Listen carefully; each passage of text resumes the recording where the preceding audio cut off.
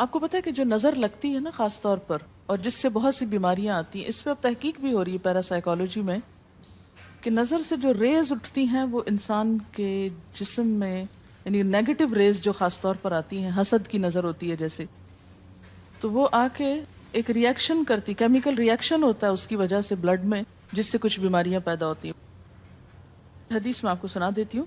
حضرت ام سلمہ سے روایت ہے کہ آپ صلی اللہ علیہ وسلم نے ایک لڑکی کے چہرے پر کالے پیلے رنگ کا نشان دیکھا تو آپ نے فرمایا اسے نظر بد لگ گئی ہے، اس پر دم کرو۔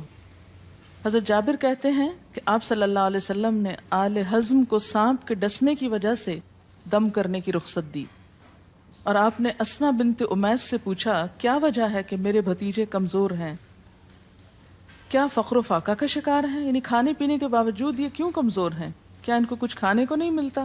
انہوں نے کہا نہیں، بلکہ انہیں نظر بد بہت جلد لگ جاتی ہے، تو آپ نے فرمایا ان پر دم کیا کرو۔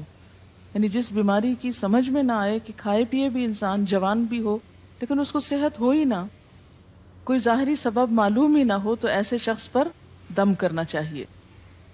حضرت عائشہ صدیقہ کہتی ہیں کہ رسول اللہ صلی اللہ علیہ وسلم نظر بد کی وجہ سے دم کرنے کا حکم دیتے تھے۔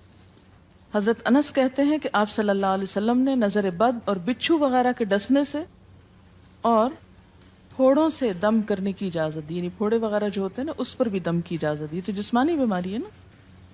اور نظر کے بارے میں تو یہ بھی کہا گیا ہے، حدیث میں آتا ہے کہ نظر بد کا لگنا حق ہے، انسان کو اونچے پہاڑ سے گرا سکتی، کیونکہ ہوتا کیا ہے کہ جب ایک خاص اینگل سے دیکھا جاتا ہے تو دوسرے انسان کے جسم میں جیسے لرزہ سا آ جاتا ہے نا، اور انسان ہل جاتا ہے۔ اس کی دلیل قرآن میں بھی ہے، ایک سورت کے آخر میں آتا ہے وَإِن يَكَادُ الَّذِينَ كَفَرُوا لَيُزْلِقُونَكَ بِأَبْصَارِهِمْ لَمَّا سَمِعُوا الذِّكْرَ، کہ قریب ہے کہ کچھ کافر آپ کو اپنی نگاہوں سے کیا کر دیں، پھسلا دیں جب یہ قرآن سنتے ہیں۔ یعنی وہ سننے نہیں آتے تھے، صرف آپ کو گھورتے رہتے تھے۔ اور کس لیے گھورتے رہتے تھے؟ تاکہ آپ بول نہ سکیں، آپ لرز جائیں، ڈگمگا جائیں، اپنا کام چھوڑ دیں، بری نیت سے آتے تھے۔ وَيَقُولُونَ إِنَّهُ لَمَجْنُونَ، کہتے ہیں کہ یہ تو مجنون ہو گیا۔ آپ صلی اللہ علیہ وسلم نے فرمایا نظر بد حق ہے، اگر تقدیر سے کوئی چیز سبقت لے جا سکتی ہوتی تو وہ نظر بد ہے۔ پتہ کیسے چلے؟ چل جاتا ہے، پتہ کیوں نہیں چلتا؟ مثلاً آپ کا بچہ ہنس رہا تھا، کھیل رہا تھا، دودھ پی رہا تھا کہ اچانک کوئی شخص آیا اور جب وہ اٹھا تو بچے نے شور کرنا شروع کر دیا، اب پتہ چل جاتا ہے۔ بعض اوقات گھر ہی کے لوگوں کی لگ جاتی، بعض اوقات محبت سے بھی لگ جاتی، کہ بچہ کھیل رہا تھا، آپ دیکھتے کہ وہ گر پڑا، اچانک رونا دھونا شروع ہو گیا، سر پٹ گیا۔ حدیث میں آتا ہے نظر بد انسان کو موت تک اور اونٹ کو ہانڈی تک پہنچا دیتی ہے۔ اونٹ کو ہانڈی تک پہنچانے کا مطلب کیا ہے؟ ذبح کرنا پڑ جاتا ہے، تڑپنے لگتا ہے۔ آپ صلی اللہ علیہ وسلم نے فرمایا اللہ کی قضاء اور تقدیر کے بعد سب سے زیادہ نظر بد کی وجہ سے میری امت میں اموات ہوں گی۔ آپ صلی اللہ علیہ وسلم نے فرمایا نظر بد سے اللہ کی پناہ طلب کیا کرو، کیونکہ نظر بد کا لگنا حق ہے۔ اسما بنت امیس نے آپ سے گزارش کی کہ بنو جعفر کو نظر بد لگ جاتی ہے تو کیا وہ ان پہ دم کر سکتی ہیں؟ آپ نے فرمایا ہاں، یعنی ایک عورت بھی دم کر سکتی ہے، اور اگر تقدیر سے کوئی چیز سبقت لے جانے والی ہوتی تو وہ نظر بد ہے۔ آپ نے فرمایا بے شک نظر بد انسان پر اثر انداز ہوتی ہے، حتیٰ کہ اگر وہ ایک اونچی جگہ پر ہو تو نظر کی وجہ سے گر بھی سکتا ہے، یعنی فزیکلی بھی اثر انداز ہوتی۔ اور آپ دیکھیں کہ وہ قرآن پاک میں نہیں آتا وَمِن شَرِّ حَاسِدٍ إِذَا حَسَد، اور حاسد کے شر سے جب وہ حسد کرے، تو نظر بد ہوتی کس کی ہے؟ حاسد کی ہوتی۔ بری نظر کس کی ہوتی ہے؟ حاسد کی۔ تو جو صبح شام 3 دفعہ یہ پڑھتے رہیں ان کو حاسد کچھ نہیں کر سکتے، ان کا کچھ نہیں بگاڑ سکتے، جتنا چاہیں گھورتے رہیں۔ اسی طرح ابن کثیر نے کہا کہ نظر بد کا اللہ کے حکم سے لگنا اور اثر انداز ہونا حق ہے۔ تو جب اللہ کی پناہ لیتے ہیں نا قل اعوذ برب الفلق قل اعوذ برب الناس، تو آپ نے اللہ کے پناہ لے لی، شیلٹر میں آ گئے آپ، اب ہر چیز بیکار ہو رہی ہے، سب نظریں وظریں، اور اگر لگتی بھی ہے انسان کو تو کس سے؟ اللہ کے اذن سے لگتی۔ حافظ ابن حجر کہتے ہیں کہ نظر بد کی حقیقت کچھ یوں ہے کہ ایک خبیث الطبع انسان اپنی حاسدانہ نظر جس شخص پر ڈالے تو اسے نقصان پہنچے۔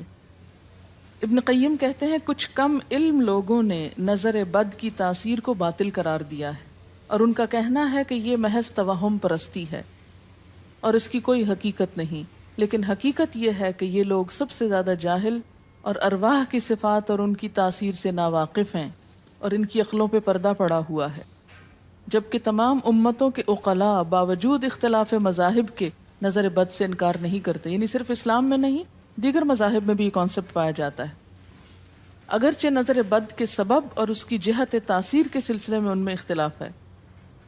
پھر کہتے ہیں اس میں کوئی شک نہیں کہ اللہ تعالیٰ نے جسم اور روحوں میں مختلف طاقتیں اور طبیعتیں پیدا کی ہیں اور ان میں کئی خواص اور اثر انداز ہونے والی کیفیات ودیت کی ہیں۔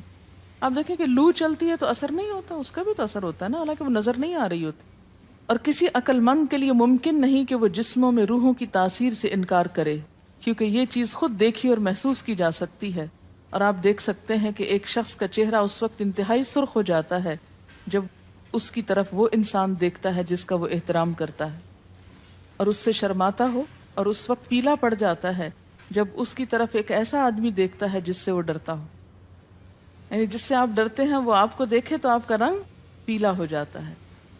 فرمایا یہ سب کچھ روحوں کی تاثیر کی وجہ سے ہوتا ہے، اور چونکہ اس کا تعلق نظر سے ہوتا ہے اور اس لیے نظر بد کی نسبت آنکھ کی نظر کی طرف کی جاتی ہے، حالانکہ آنکھ کی نظر کچھ نہیں کرتی، یہ تو روح کی تاثیر، یعنی نظر یہ نظر نہیں ہے صرف، بلکہ اندر سے روح یا احساسات ہیں جو ٹرانسفر ہوتے ہیں۔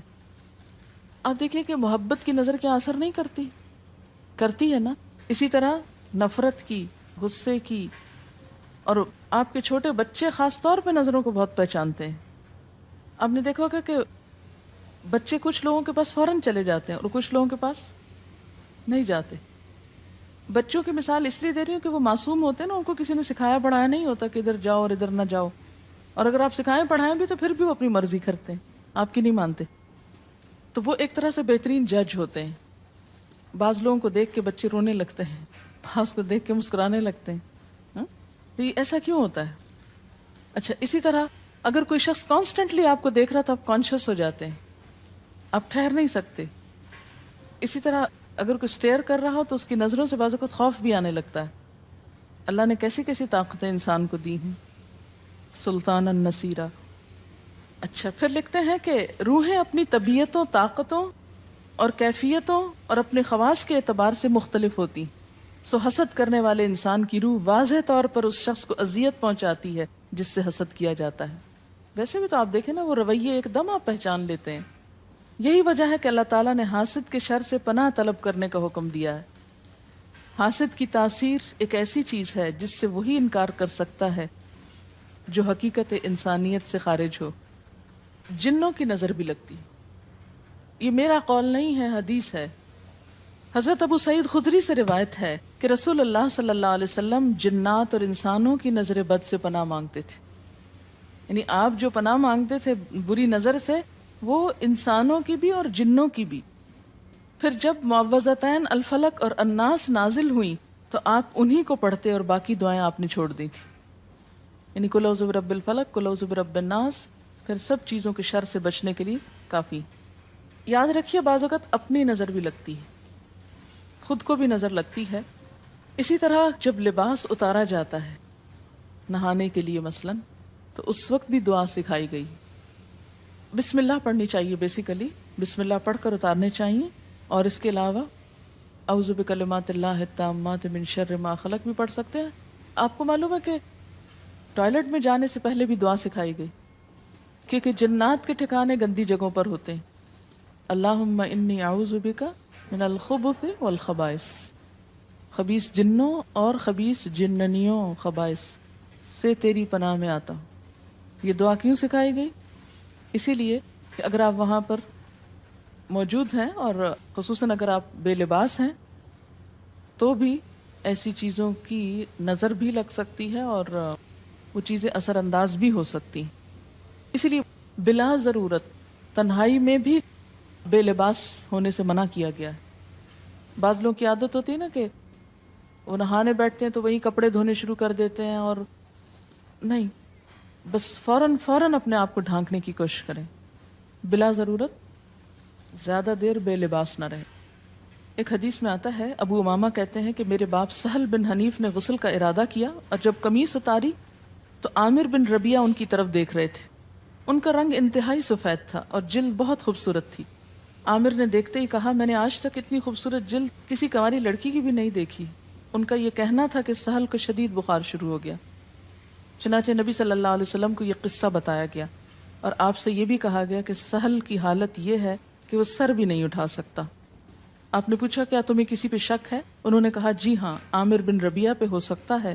آپ نے انہیں بلوایا اور ناراضگی کا اظہار کرتے ہوئے فرمایا، تم میں سے کوئی ایک کیوں اپنے بھائی کو قتل کرتا ہے؟ کیا تم بارک اللہ نہیں کہہ سکتے تھے؟ اس لیے اب غسل کرو، اور اس غسل کا پانی کس پہ ڈالا جائے؟ جس کو نظر لگی۔ عامر نے اپنا چہرہ، ہاتھ، کوہنیاں، ٹخنے، پاؤں اور اپنی چادر کے اندرونی حصے دھوئے، پھر اسی پانی کو آپ نے سہل کے اوپر پیچھے سے بہا دیا، یہ نہیں کہ اس کے منہ پہ ڈالنا، پیچھے سے بہا دیا، اور سہل فوراً ٹھیک ہو گئے۔ اس کا طریقہ بتایا گیا اس غسل کا۔